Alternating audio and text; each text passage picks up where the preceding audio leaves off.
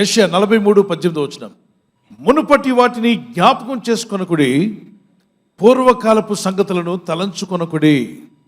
అంటే నీ జీవితంలో మునుపు అన్నప్పుడు గతంలో పాస్ట్ లైఫ్లో కొన్ని విషయాలు జరిగాయి. వాటిని నువ్వు వదిలేయాలంట, వాటిని నువ్వు వెంట పెట్టుకొని తీసుకువెళ్ళకూడదు.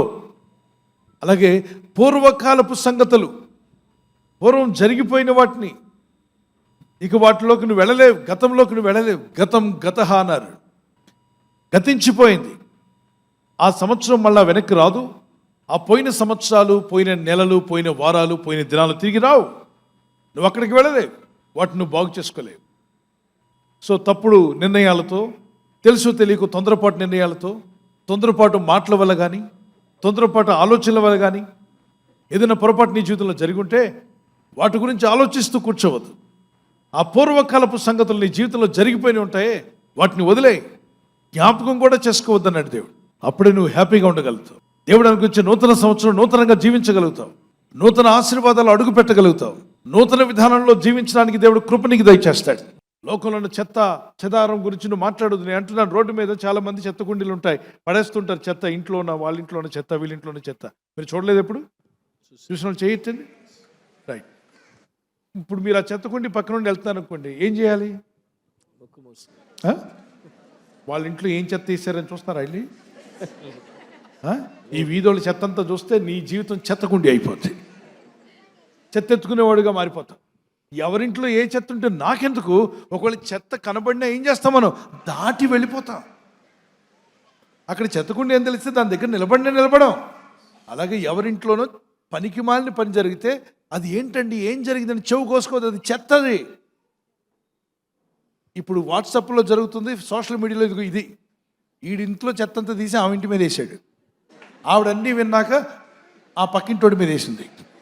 వాడు చెత్త తీసి వీడి చెత్త తీసి ఎట్టి చెప్పాలి, వీడు వేసిన చెత్త వాళ్ళ ఇంటికి, వాళ్ళు వేసిన చెత్త ఇంటికి. ఏం చేస్తుంది? చెత్త తిరుగుతూ ఉంది. వాట్సాప్లో అంతా ఏం తిరుగుతుంది?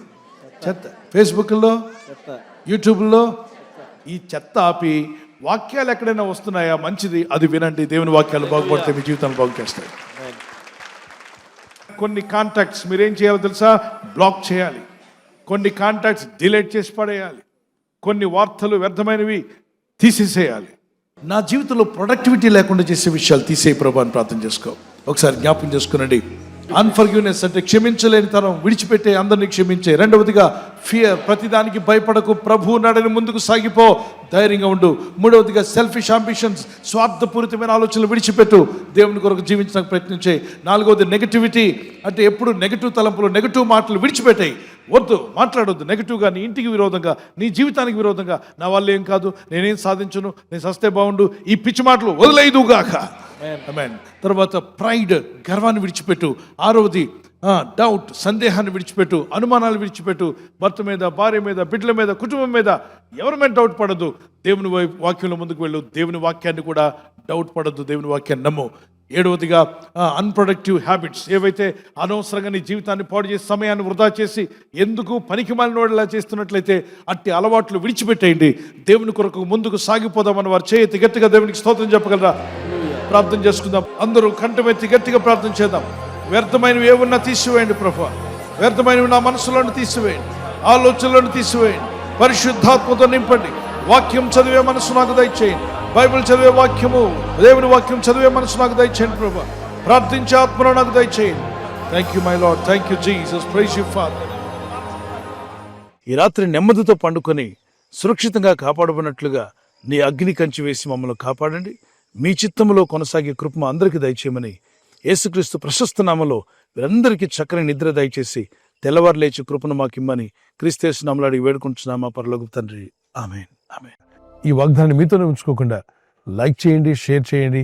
అనేకులు ఈ యొక్క ఛానల్ సబ్స్క్రైబ్ చేసుకోమని తెలియపరచండి. సబ్స్క్రైబ్ చేయని వారు కూడా సబ్స్క్రైబ్ చేయండి. Good night. God bless you.